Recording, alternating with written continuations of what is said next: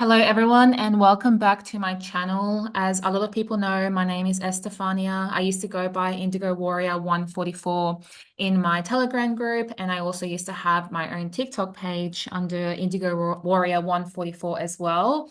I have essentially been an advocate and representative of the freedom teachings and Keylontic Science over the last couple of years. I have basically dedicated a lot of my time, especially over the last year, into studying this work because I truly had I felt like I had a very deep connection and deep resonance to this work as well from the beginning because it's very in-depth material that kind of hooks you in because it does contain a lot of the truths in regards to the different agendas, psychological operations, and events that essentially have happened throughout Earth history and throughout the world in general.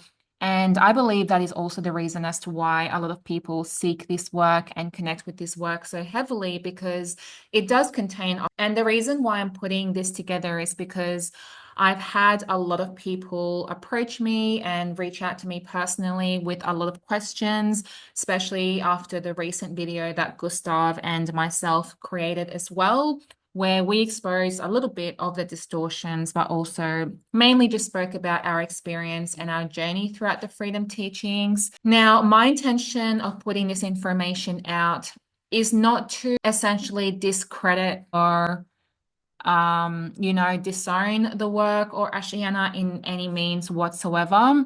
I really have always just been a truth seeker myself. I've always wanted the truth. I'm not in alliance or allegiance to any type of dogma, to any type of religion. I'm not in alliance with any group. In fact, I don't even want to be associated with anything at the moment because I'm trying to find my own sovereign path.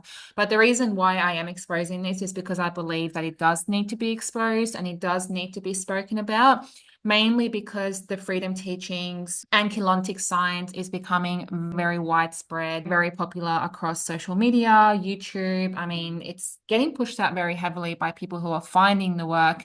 And I believe that there's a lot of benefit that you can get from the work in regards to knowledge and history and spiritual wisdom. But I also believe that there are certain factors in regards to the techniques, where they originate from, who they originate from, that we really need to look at and we really need to discuss because I think it's important, not just for the existing members, but also for the future generations and maybe even children that might come across this work. So this video is essentially unveiling the Keylontic Science, Ashayana Deane, and the Indigo Shield split. Now, I'm putting this forth because I really essentially just want the answers to some of my questions, and I'm hoping that by putting this out, people might be able to discuss or even help me understand certain concepts that don't quite make sense to me. So firstly, I investigated the tangible structure of the soul and the Kathara Grid, which is essentially one of the big bases of the freedom teachings, which essentially explains the Kathara Grid as being the legitimate 12 sphere, 12 strand, 12 DNA strand tree of life, which is essentially explained as the divine human blueprint within the work. Now, obviously, this is quite heavily contrasted against the Kabbalah Metatronic tree of life, which has 10 spheres or sometimes even 11 spheres.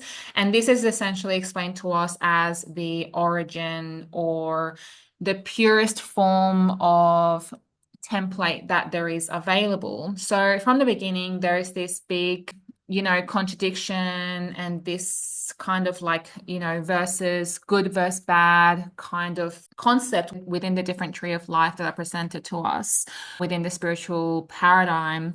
And one of the first things that I notice is that, well, firstly, the Merkaba is basically the Star of David, which a lot of people know and recognize that from Jewish Kabbalah as being a form of magic that they use. So the Star of David is something that is basically introduced within the first workshops as being the Hierophant that we use in order to anchor the 12th dimensional frequencies and in order to connect us to the earth and connect us to this, higher frequency, better frequency, 12th dimensional access. I did notice that the pentagram is used a lot within these activations, the Star of David, and specifically, as you can see here, the double forward slanting lightning bolts, which is the pale gold lightning bolt, as well as the swastika, which are both essentially Nazi hate symbols and their representation of Nazi. Now, whether or not this is exactly what it means, it's obviously not portrayed like that in the freedom teachings, but that was a little bit of a red flag to me, and I didn't understand why it was necessary to use this symbology. Now, the Black Sun Wheel and a lot of this other Nazi Jewish symbolism is actually also used and portrayed a lot in the later work as well from 2012 onwards. The second thing, which was probably the main thing that really stopped me from continuing on with the techniques and continuing on with the work, especially after 2006, was this Aquaferion Navajo passage, which is essentially explained as the only remaining ascension portal or ascension passage through Spanner 7, which was essentially explained as a passage that anchors through the Earth Moon. This was introduced in 2007, and as you can see here, it says that the journey begins while focusing upon the moon image. So technically within like these 12 tribes journeys and meditations from 2007, people are essentially advised and told to project their Rasha bodies and their Rasha core templates through the moon. As you can imagine, this was very surprising to me. I found this to be a very big red flag, and to be honest, it made me feel a little bit sick. I just knew that there was something highly wrong with this. As you can imagine, the people that understand what the moon is and understand what the purpose of the moon is on Earth, I just didn't really feel, nor do I believe that this comes from a benevolent group or that it really has any positive intention behind it. Now, on a side note, somebody sent me this the other day as well, which is apparently there's a video game called Dead Space, whereas this is called The Marker, and it's actually an ET race technology that harvests energy from the solar system through the Earth's moon. So I think it's also a little bit coincidental that I was sent this as well while I've been looking into these distortions, and that it's very almost similar looking to the Aquaferion passage that also anchors through the Earth Moon. Now, upon researching this new Aurora passages, Aurora Earth, and this Silver Seed Awakening, once again, that was introduced in 2007, a whistleblower, supposedly Yesha's new husband, Andreas, whom she actually divorced Michael Deane for, was actually introduced to KS by his friend, which was called Epson Moen, who was actually the one that started the Aurora Earth project, which was actually funded by Andreas. Now, a lot of people know this new Andre guy as being Yesha's new twin flame, whatever, as most people know as well. Ashayana referred to Michael Deane as her twin flame as well. So there was a change in her partnerships as well as there was a change in twin flames. So that was a contradiction, a big contradiction in itself as well. So the silver seed is actually a plasma crystal capsule that essentially they intend to use to go through the moon, which is essentially a spaceship that they believe they can build in order to go through this Navajo passage through the moon. Now, according to Yesha, Aryahaz actually translates to silver seed. In 2013, Ash actually states that the planetary Elysian silver seed neurological system was anchored in the Earth grids in 2013. So this silver seed concept is a new neurological system that is in the Earth grids. Now, when we think about neurological, we think about brain chemistry, we think about brain waves, we think about electromagnetic fields. Once again, this does not feel right for me. I actually feel very wrong about this. And it was also confirmed to me by some indigos that study the pre-2012 FT that this silver seed is anchored and accessed through the Earth Moon, which was supposedly put there by the guardian races, but yet we never really heard about any of this prior to 2007. Now, in these workshops, as I mentioned earlier, the focus is essentially on indigos projecting their Rasha anatomy, which is explained as a core anatomy within your spiritual anatomy and dark matter through the Earth Moon. So it's essentially a projection that we use with our spirit bodies or dark matter, whatever you want to call it, and take it through the Earth Moon. So this is pretty serious. And now I want to talk about the MK Ultra, the Montauk project, and the Philadelphia experiment as well. This is something that I've also been making some connections through and linking some things up and connecting the dots, because there's a lot of MK Ultra symptoms or side effects that Ashayana displays throughout her life, and especially when it comes to this multiple personalities, the walk-in phenomenon, which I actually don't believe is natural at all because it's technically possession, but also a lot of other things which are going to be explained very shortly as well. Now, in the 2000 workshop Angelic Realities, Ashayana herself admits to being informed regarding the Montauk project and Philadelphia experiment, whilst also admitting that her own father was in the military. So the Montauk Project's human experiments and underground bases in Long Island have said to also being connected to a lot of UFO activity and secret government experiments. Allegedly, a person named Stuart Swerdlow witnessed her be attached to satellites in the Montauk Project and actually witnessed her being there herself. Now, in the Montauk Project and Philadelphia experiments, they admitted to these human experiments, and part of this was the creation of microwave technology using 1 million terawatt antennas that can send out radar beams into the human brain and essentially type a command into a computer and trigger them through powerful electromagnetic fields, which can essentially make the human perform actions, but as well as receive information and commands through electromagnetic waves.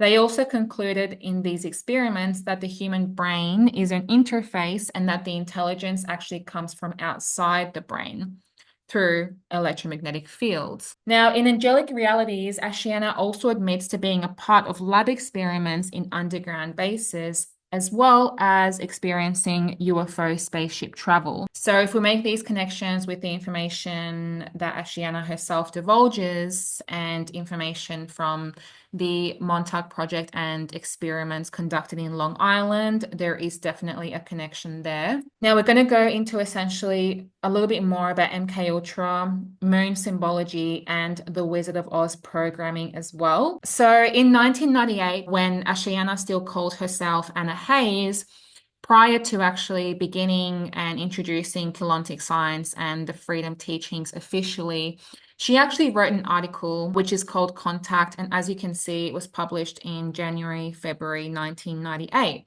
This is a picture of her there as well. And in this article, as you can see, there's a lot of Wizard of Oz programming. She discloses basically her alien abductions with the Greys, with the Zetas.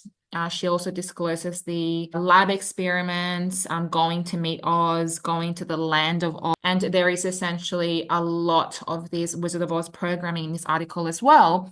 But it also contains the introduction of the Guardian Alliance and the supposedly benevolent ET groups. So this is an article that's very interesting to read. There's a lot of information in there, and I'm happy to share with people. If you want to just message me or comment on this video, I'm happy to share all of these resources with anyone who needs them as well. So MK Ultra, moon symbology, once again, in Wizard of Oz programming, notice that the moon symbology is also very heavily coded within the MK Ultra project as well. And as you'll notice in this Contact article, there we have the moon symbology again. So this article reference is called Fiona Barnett, Kabbalah Eastern Star MK Ultra. Now this goes into some pretty dark negative things, so I don't really want to go too much into it, but essentially this article goes in pretty heavily as well into the MK Ultra project, the mind control operation. as well as how they program their victims and how it all works, essentially, how they trigger them through hypnosis, the use of drugs, brain fragmentation, trauma-based mind control, and things like that. Now, here it says, Dorothy associated on the pentagram with emerald green, which is statistically the favorite color of high IQ folk. Held executive function in Mengele's core programming structure. Now it says that the Wizard of Oz is actually an core MK Ultra programming script. And you'll notice that this is referenced a lot through MK Ultra projects and MK Ultra victims as well. This was written by someone called Fritz Springmeier from an article that's called The Illuminati Formula to Create a Mind Control Slave. And it says, Return to Oz symbolically describes the process of trauma-based mind control as experienced by a young girl. Also known as MK Ultra, mind control is about subjecting victims to trauma that is so intense it causes them to disassociate or disconnect from reality as a response mechanism to protect their conscious mind. The slave's handler then creates a programmable alter person he can manipulate. If you have no idea what I'm talking about, read this article, The Origins and Techniques of Monarch Mind Control. Through fantasy, Return to Oz describes the programming process of a young girl that has disassociated from reality into a world created by her handler. In my article on The Wizard of Oz, I explained how the movie was used in MK Ultra as a programming tool on mind control slaves. The same way Dorothy goes over the rainbow to escape to the land of Oz, MK slaves who are being brutally tortured are told to go over the rainbow and disassociate from reality to escape the unbearable trauma. The Wizard of Oz was chosen in the late 1940s to be the basis for the Illuminati intelligence community's trauma-based total mind control programming. As a way of enhancing the effect of the programming, monarch slaves are conditioned to place trigger items into their lives. Now, in 2007, within the Freedom Teachings, in the Krystal Awakening Workshop, page 74, there is a reference to the Wizard of Oz once again. But this time, she actually basically explains it as a hibernation zone, which is technically in the ozone layer, which is basically a black hole frequency fence that is essentially controlled by the dark forces. So I thought that was really interesting as well. And we move on to another discernment, which is in the Jeshua story that was essentially transcribed in 1999 in Voyages 2 versus the Jeshua story that was told in 2007. Now, there's a few different contradictions here that really just don't line up or add up to me because they both say different things. This is basically on Voyages to 1999 on page 103 and 104, so you can read it yourself. So Jeshua 1, Jesh 12 was stated as a blue flame Melchizedek. He was also stated as a 12th level Tyranesium soul, which essentially meant that he had his 12 DNA strands supposedly activated. I was said that he actually left through the Ark of the Covenant gates at age 39, bodily ascended to Tara, and he fulfilled his purpose on Earth in 27 AD. So this was the story that was essentially told in Voyages of Jeshua 12, but also in the real Christmas story, which was also told within the Freedom Teachings. It has basically similar information to the Jesh story, and that he was actually from Inner Earth. He was a blue flame Melchizedek, ascended through the Ark of the Covenant to Tara as well. So initially, he was connected to the Inner Earth priests of Ur. He was essentially a Tyranesium soul, connected to, the families of the Yanni founder races. Essentially, this was what was explained through the real Christmas story, which technically aligns with Voyages 2 as well. Now, in 2007, the story changes a little bit. So here, as you can see, this is basically references from the Greatest Love Story and the Krystal Awakening, which are both workshops in 2007 that spoke about this new paradigm or the new story that has basically transcended about Jeshua 12, which here it actually states that supposedly Jeshua ascended to the Aquael matrix at 27 AD. It now states that he is an Aquaferion.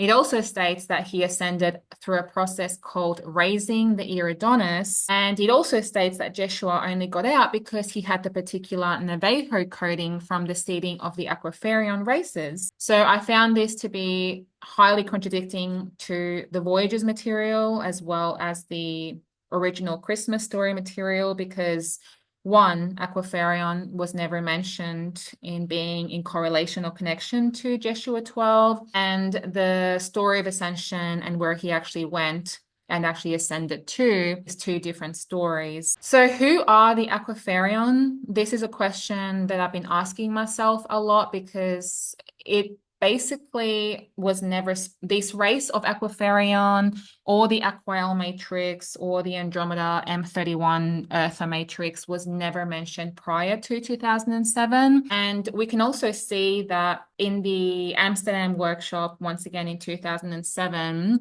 there was this upstep diagram shown from 2001, 2002, 2003. You still have the Yanni, the Akasha Yana, and the Yanas from the 13, 14, and 15 dimension. There was no upstep in 2004, but then in 2005, we have these new groups of supposedly guardians that Ash starts to channel, which are from the inner core worlds, or AKA the Hathor hubs. And then we are introduced to the Eartha Salabendi and Aquaferion councils in 2006. And then finally, the Krystal River Host councils in 2007. The way that she explained this and the way that this transpired was that we now needed these more superior, higher coded, more highly activated beings from the hub worlds and the Aquaferion councils to now assist us with this ascension, because we are in such a dire situation on Earth that we now need these supposedly superior beings to assist us in ascension. So that was essentially the explanation as to the introduction of these Krystal River Host councils. Now, this is also from the 2007 Krystal Awakening workshop and the history of Aquaferion, which I also found very interesting and once again contradicting to the previous information, because suddenly the Aquaferion or these Aquari Aurora lines were essentially now part of the Indigo shield all of a sudden, and they were also now explained as having an even smaller core shield within the Indigo shield itself, but that they were also Indigo-coded beings as well as Indigo Aquaferion-coded angelic humans. So now suddenly it went from just being the Indigo races and the angelic human races to now having these more specialized, highly activated, essentially better strand of humans and indigos that contained the Aquari coding or the Aquaferion coding, and that supposedly they were the saviors to our race because they would enable this new Aquaferion Navajo Spanner 7 ascension passages to provide us with the exit out of Earth, because Earth is so destroyed that we just need to escape by any means necessary. So essentially from the year 2000 and the year 2001 compared to 2007, where these Indigo races just suddenly popped out of nowhere, coincidentally enough, when these new bendy Krystal River councils were introduced as well, is that when we look at Angelic Realities 2000 workshop and the Secrets of the Indigo Children 2001 workshop, we were actually provided with these tables and diagrams of every single cloister race, root race, and human and indigo lineage that came from seeding 1, seeding 2, and seeding 3, which you can see here. There is absolutely no mention of these Aquaferion races or Aquari Indigos or Aquari humans. And you can also see this from the Angelic Realities workshop. We were essentially taught about all of the different family lines that descended from the Indigos, descended from the Azurites and the Anuhazi, as well as the Emerald Order races, and there was nothing mentioned about these Aquaferion lines. Yes, we can say that maybe they weren't relevant, or that supposedly the founder races or the guardians didn't provide this information to Ash, but I just find it very interesting because there was a whole workshop made about the lineages and DNA and the bloodlines of the Indigo children, the bloodlines of the Elohai, Elohim, and the founder races. And I just find it interesting that they were never mentioned.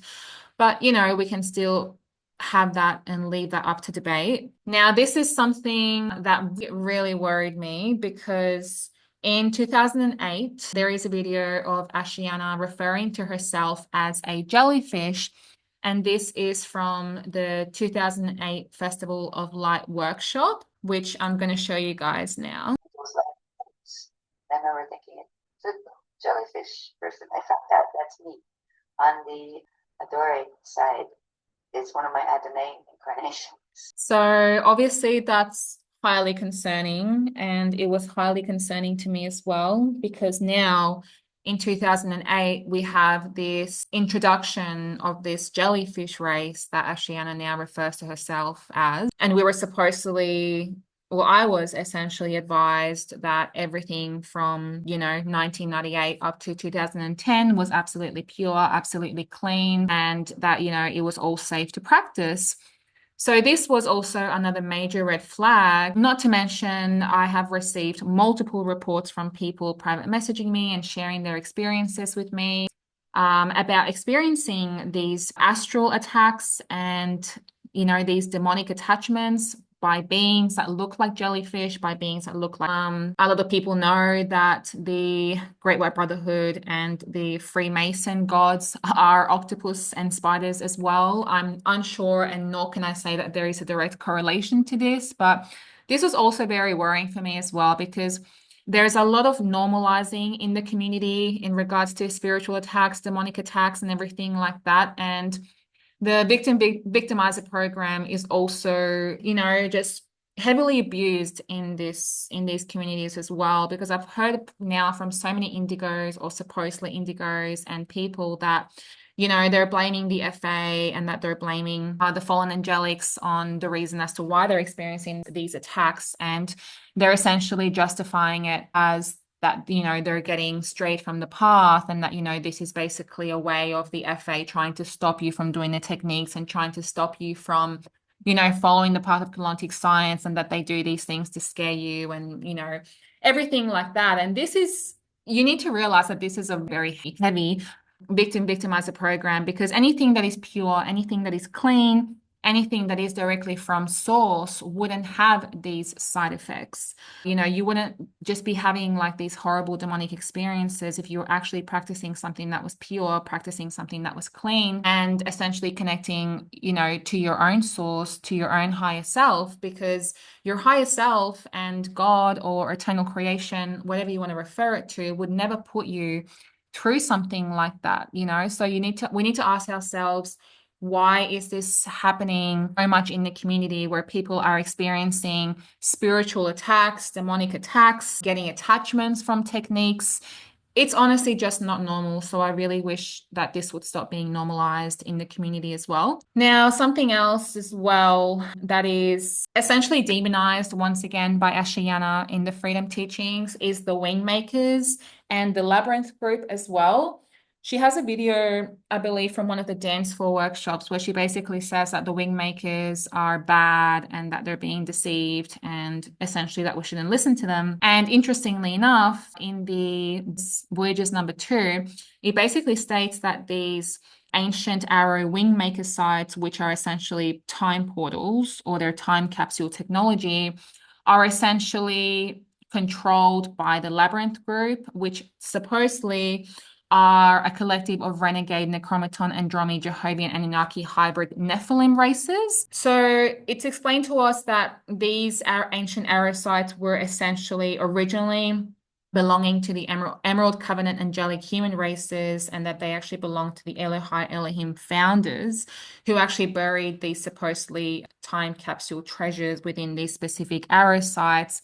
But it's also said that they have been taken over and are now controlled by the Wingmakers or the Courtium groups, which are technically overshadowed by the Nephilim. So I found this really interesting because in 2010, Ashayana actually has a workshop that's called The Makers of Wings and Other Things, which is essentially a workshop that's based around the arrow sites, but it's also based around the fact that now that we have these aurora passages and these silver seed passages, that these passages are now going into and through the 12 to 24 ancient arrow sites. As it says here, opening of the 1224 ancient arrow sites and portal gates to Aurora Earth and the resultant mirror ball transharmonic time wave blend field activation allows the silver seed encryption to pass into the outer domain body. And then it's basically all connected to this Navaho, Aquaferion, Spanner 7 passages as well. And in this workshop, they also did grid work to open these passages. So there is absolutely no explanation or any context or anything explained in regards as to why and how these ancient arrow sites that were supposedly overtaken or controlled by the Nephilim now being used by the Aquaferion races, whom aren't even supposedly anymore the Elohai Elohim Emerald Covenant races, because these are supposedly now a new group of beings that are now using the ancient Wingmaker arrow sites to pass through Aurora Earth. So there's absolutely no correlation, no explanation to any of this. So this also was a red flag to me. And look, I just want the truth, and I would just really love people, or at least someone, to be able to explain to me and why there is so many distortions, so many deviations, so many inconsistencies within the work, because it just doesn't make sense to me. These are just thoughts that I wanted to present to people because they're thoughts that I have had personally, just in regards to the freedom teachings, the Indigo shield split, and everything that happened with that as well.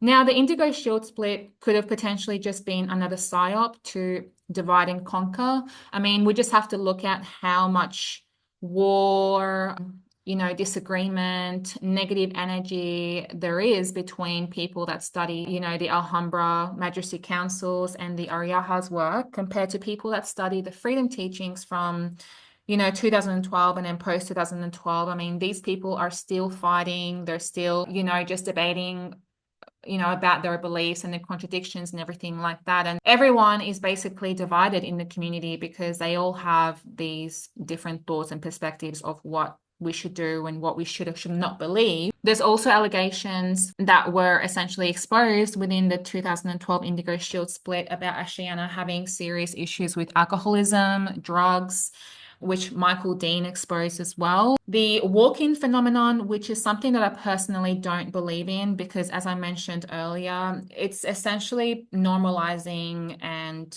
telling people that it's okay to allow a separate entity or a different spirit into your body. I know that Ashayana explains this as being, a normal process of ascension, and supposedly this is what Jeshua 12 went through as well, but honestly that doesn't feel organic or natural to me at all. The walking phenomenon also basically sounds like an MK Ultra side effect as well, because in the Montauk project and MK Ultra, they also discovered that you can basically do soul transplants and enable entities, to pass through different human bodies as well. So this is also a potential side effect that, or consequence that could have happened to Ashayana. The Metatron versus Krystal spiral.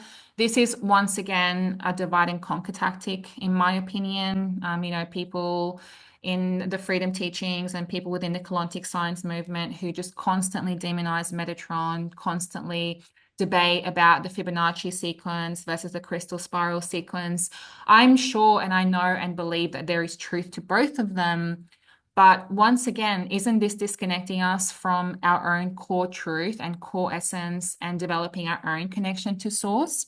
What if we don't really need to believe or see this as a hierarchical or as a one is lesser and one is more, one is fallen, one is ascended? What if we just need to believe in the core of our own truth and eternal source creation? So that's also another divisive tactic that I picked up on, as well as Jeshua 12 versus Jeshua 9. Ashayana basically demonizes once again Jeshua 9 and the Anunnaki lineage and the Nephilim lineage and says, my avatar was 12 strand, is better than your 9 strand avatar. once again, it's the same thing. In the Michael Deane interview, he actually exposes Ash as channeling the Great White Brotherhood in the 2005 Morocco workshop. In the Michael Deane interview, once again, he also exposes that in 2005, again, Ash was supposedly in contact with Thoth in the astral realm, and that she also allegedly saw him walking through the walls. A lot of people know that Ash admitted to having, relationships and contact and history with Thoth. So all of these questions are questions that, in my opinion, favor division and favor separation within humanity and within the Indigos. They don't really promote any free thinking or sovereignty or love. If anything, all of these devising tactics and all of these allegations and, all of these, one is good, one is better, one is worse. I think that all of these things are really just mind prisons. And the whole reason as to why I'm exposing this and sharing this discernment material is because they are things that people need to know coming into this work, coming into these teachings and learning about Keylontic Science. And I'm not demonizing all of the work, and I'm not saying that it's all a psyop and that it was all bullshit. I'm just simply opening up, the critical thinking spaces within ourselves, the sovereign thinking spaces and questions that we should just be aware of, and things that we should ask ourselves whilst we study this work as well. Because yes, while there is a lot of truth within these teachings, and while there is a lot of information that can definitely help us and, assist us through our spiritual journey, there is also a lot of distortions and deceptions. So yeah, that's about it for today. So thank you to whoever is watching this, and feel free to, share or comment your thoughts. I would really love to hear from others. Thank you.